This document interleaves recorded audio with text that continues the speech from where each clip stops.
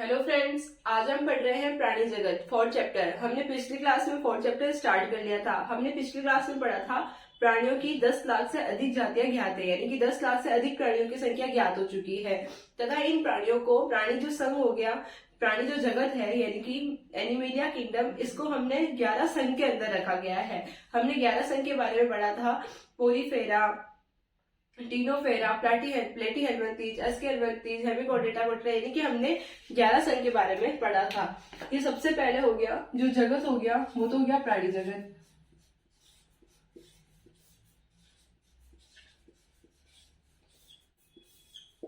जगत के बाद आता है संघ। तो प्राणियों को 11 संघ में रखा था। वो 11 संघ थे: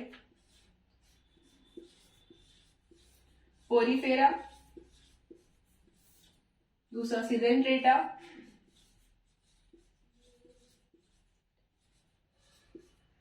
या Cnidaria,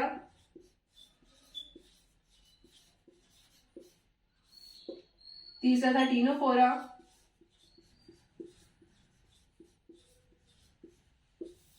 Platyhelminthes,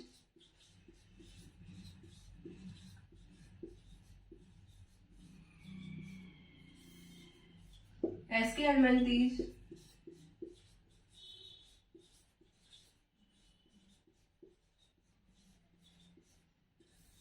Annelida,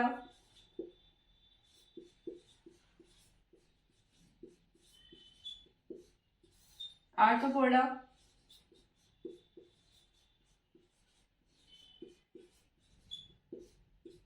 Mollusca,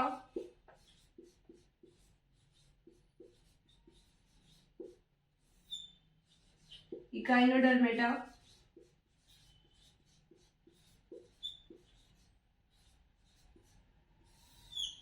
hemichordata,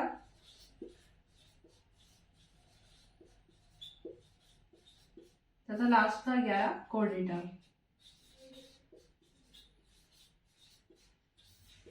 ये जो संघ है, ये जो 11 संघ है, हमें इसी रो से याद करने पड़ेंगे। एनसीईआरटी में भी हमारे इसी तरीके से दिए हुए हैं, क्योंकि इनको हम इनकी विशेषता या विशिष्ट लक्षणों के बारे में पढ़ने में हमें आसानी होगी। तो प्राणी जगत जो हो गया, तो हमने पढ़ा था पहली क्लास में, सबसे बड़ा होता है जगत, सबसे छोटी होती है जाति, फिर जाति से मिलकर वंश, फिर कुल, फिर गण, वर्ग, संघ तथा जगत। यानी सबसे बड़ा होता है जगत, किंगडम। जगत को हम किंगडम बोलते हैं। संघ को फाइलम या डिवीजन,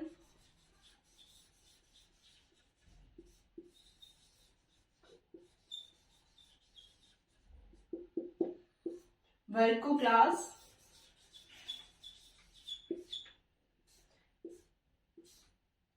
कुल को फैमिली, गण को ऑर्डर, वंश को, जाति को स्पीसीज, वंश को जीनस।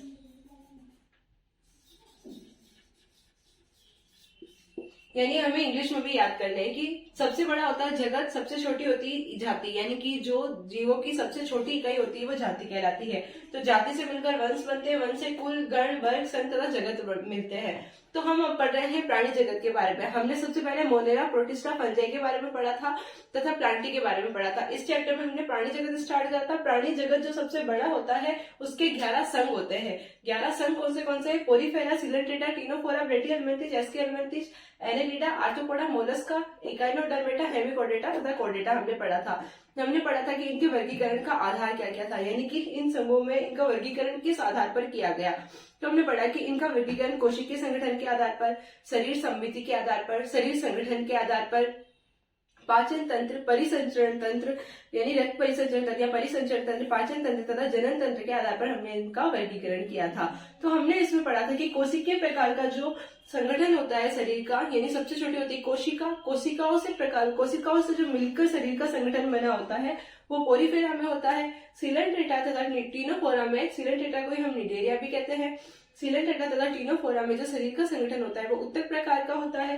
प्लेटी हेलमिंथेस तथा एस्के हेलमिंथेस में अंग प्रकार का संगठन पाया जाता है तथा एनेलिडा से कॉर्डेटा तक अंग तंत्र प्रकार का संगठन पाया जाता है। यानी कि सबसे पहले कोशिका से मिलकर बना होता है शरीर पोरीफेरा में, फिर जो उत्तक कोशिकाएं मिलकर समान प्रकार की कोशिकाएं मिलकर उत्तक का निर्माण करती है। तो समान समूह तथा समान कार्य वाली कोशिकाएं मिलकर क्या करिए, उत्तक का निर्माण करिए। तो उत्तक प्रकार का संगठन इन दोनों में पाया जाता है, सीलन टेट्रा तथा टीनोफोरा में पाया जाता है। फिर हमने पढ़ा समान प्रकार के उत्तक मिलकर या समान जो कार्य करते हैं वह अंग का निर्माण करते हैं।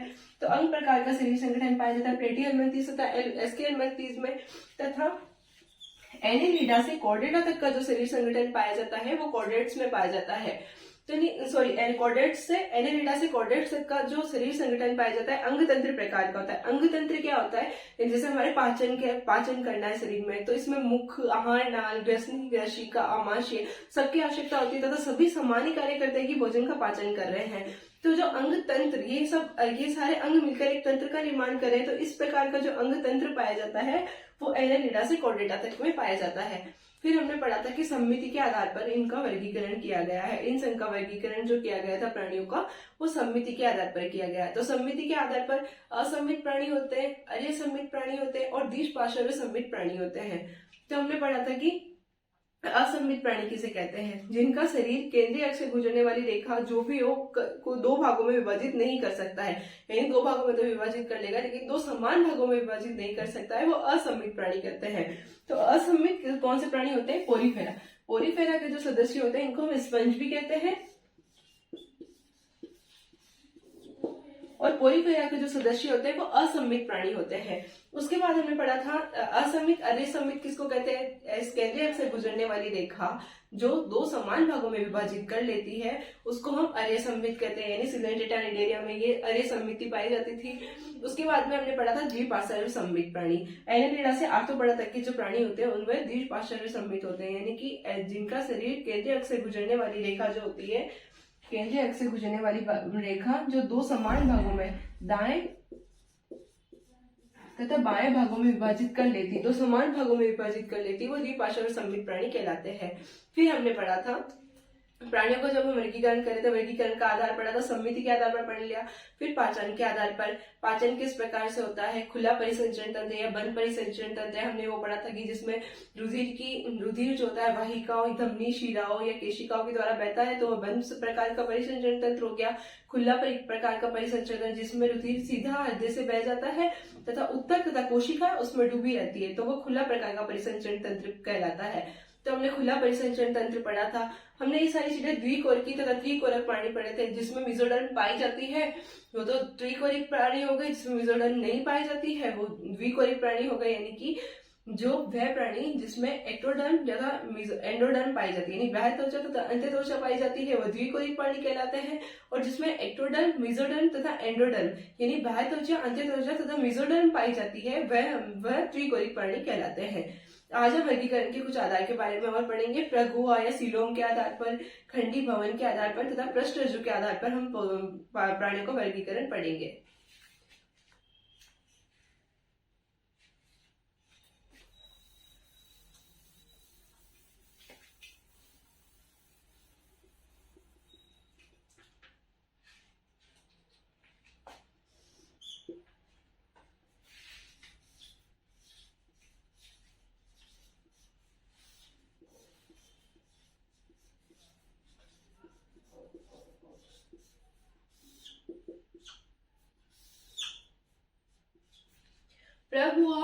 प्रगुहा या सीलोम के आधार पर प्राणी को तीन भागों में बांटा गया है, जिसमें देह गुहा पाई जाती है, दह गुहा को ही हम प्रगुहा भी कहते हैं। जिसमें दह गुहा पाई जाती है वह दह गुहे प्राणी, जिसमें गुहा नहीं पाई जाती वो अगुहे प्राणी, तथा जिसमें गुहा पाई जाती है मेसोडर्म जो होती है बिखरी हुई अवस्था में पाई जाती है उसको हम कूटगुही प्राणी कहते हैं। तो हम सबसे पहले पढ़ते हैं देह गुहा प्राणी किसको कहते हैं।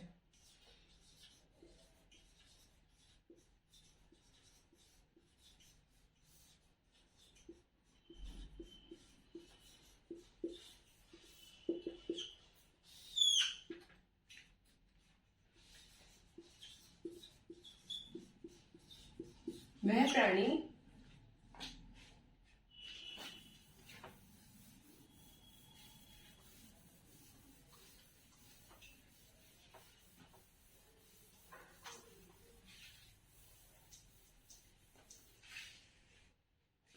वह प्राणी जिनमें शरीर भित्ति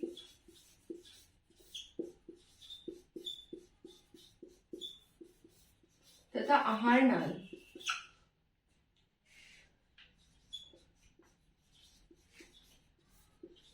शरीर भित्ति तथा आहार नाल के मध्य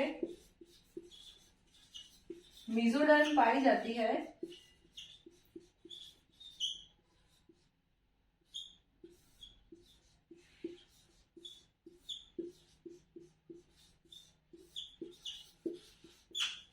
देहगुही प्राणी कहलाते हैं।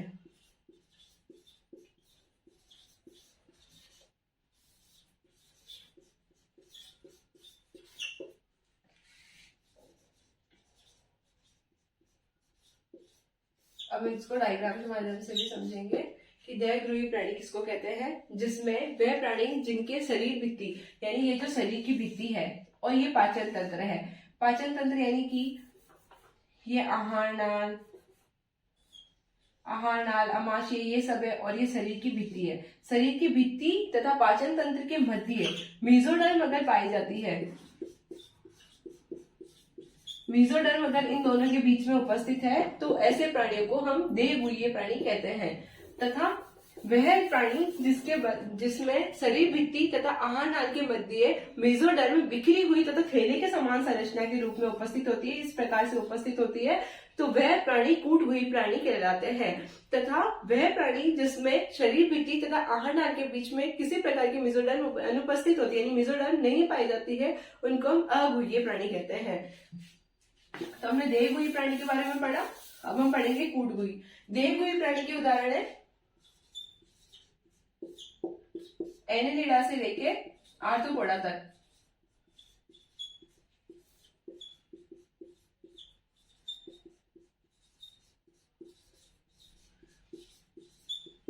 एनेलिडा से लेके आर्थ्रोपोडा तक के सदस्यों में देहगुहा पाई जाती है यानी मेसोडर्म उपस्थित होती है शरीर भित्ति तथा आहार नाल के बीच में। फिर हमने पढ़ा कूटगुही प्राणी।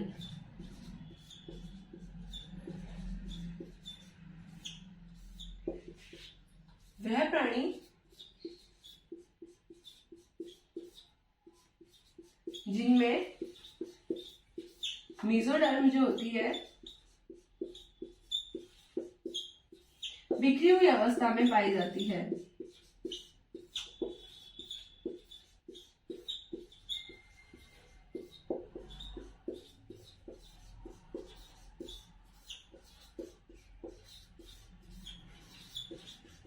बिखरी हुई अवस्था में पाई जाती है मेसोडर्म, तो वह कूटगुही प्राणी होते हैं। इसके उदाहरण है एस्केलमेंथीज।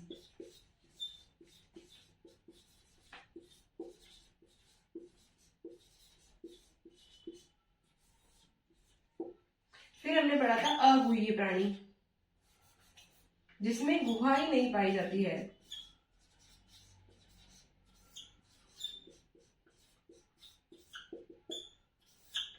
वह प्राणी जिसमें मेसोडर्म अनुपस्थित होती है।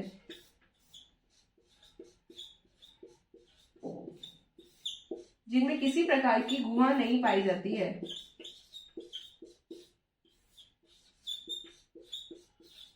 वह प्राणी अगुहीय प्राणी कहलाते हैं और अगुहीय प्राणी के उदाहरण है प्लेटिहेल्मिन्थीज।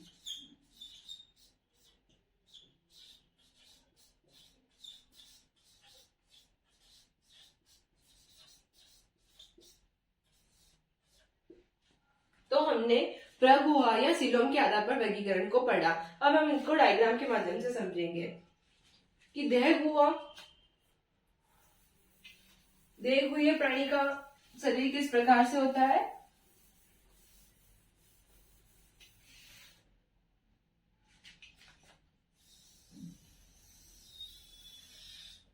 ये अंदर सारी कोशिकाएं पाई जाती है।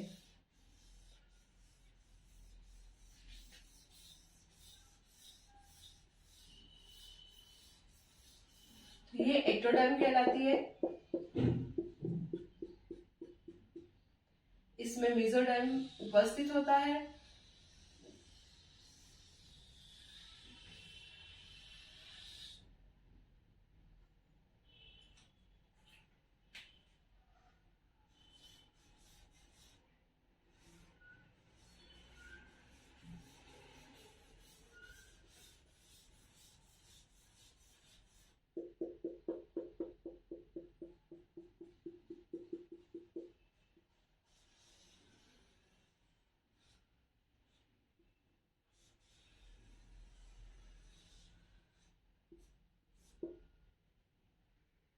तथा इसमें एंडोडर्म भी पाई जाती है।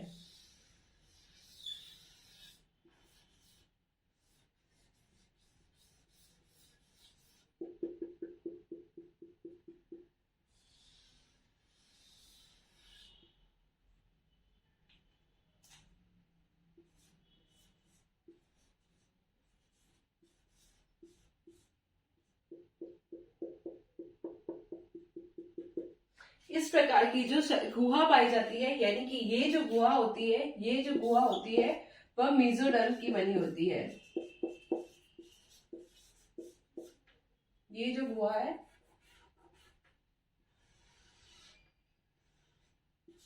ये मेसोडर्म की बनी होती है तथा ऐसे प्राणी को हम प्रग हुई प्राणी या देह हुई प्राणी कहते हैं, जिसमें ये भी अंदर से भर जाता है, एंडोडर्म भी भर जाती है, तो इसमें किसी भी प्रकार की गुहा नहीं पाई जाती है, तो ये अगुह्य प्राणी कहलाते हैं। तथा जिसमें मेसोडर्म जो होते हैं ये कोशिकाएं होती है तथा मेसोडर्म होते हैं वो बिखरी हुई अवस्था में रहते हैं। इस प्रकार से बिखरी हुई अवस्था में रहते हैं तो उनको हम कूटगुही प्राणी कहते हैं। कूटगुही प्राणी कौन से होते हैं? प्लेटीहेल्मिंथीज के जो सदस्य होते हैं वह कूटगुही प्राणी कहलाते हैं।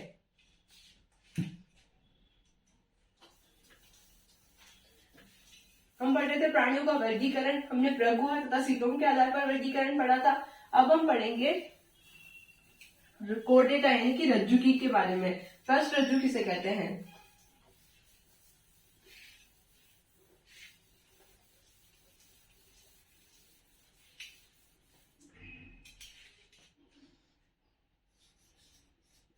फर्स्ट रज्जु या नोटोकार्ड के आधार पर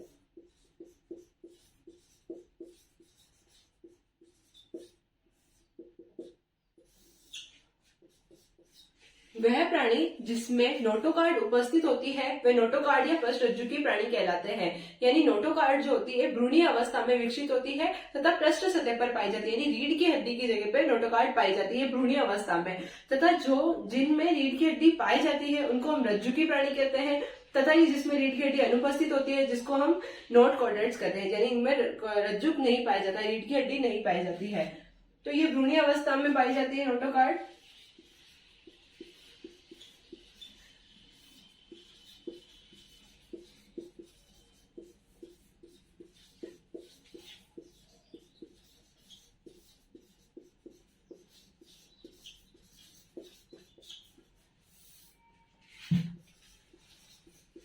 तथा पृष्ठ सतह पर होती है।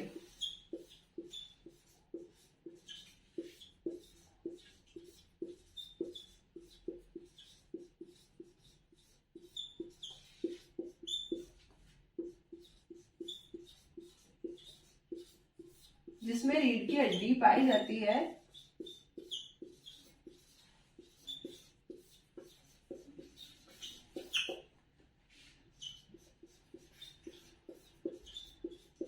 वह प्राणी कॉर्डेट्स कहलाते हैं, और जिसमें नहीं पाई जाती नॉन कॉर्डेट्स।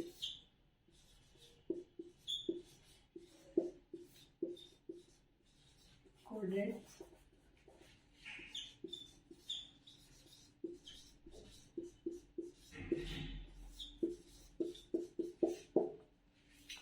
अब पढ़ेंगे हम खंडी भवन के बारे में, यानी कि कुछ प्राणी ऐसे होते हैं जिनका पृष्ठ तथा अधर शरीर दो समान भागों में विभाजित हो जाता है। तो जिनका शरीर जो होता है दो समान भागों में विभेदित हो जाता है, ऐसे प्राणी को हम खंडी भवन वाले या विखंडी भवन वाले प्राणी कहलाते हैं। तथा ऐसा कौन है? केचुआ। तो ये भी वर्गीकरण का आधार है खंडी भवन।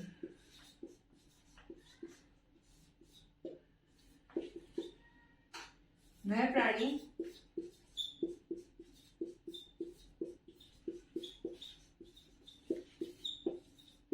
जिनका शरीर खंडों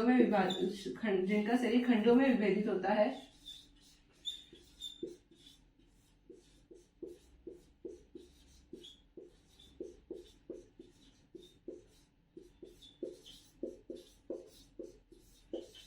विखंडी भवन या खंडी भवन वाले प्राणी कहलाते हैं। इनका उदाहरण है केंचुआ।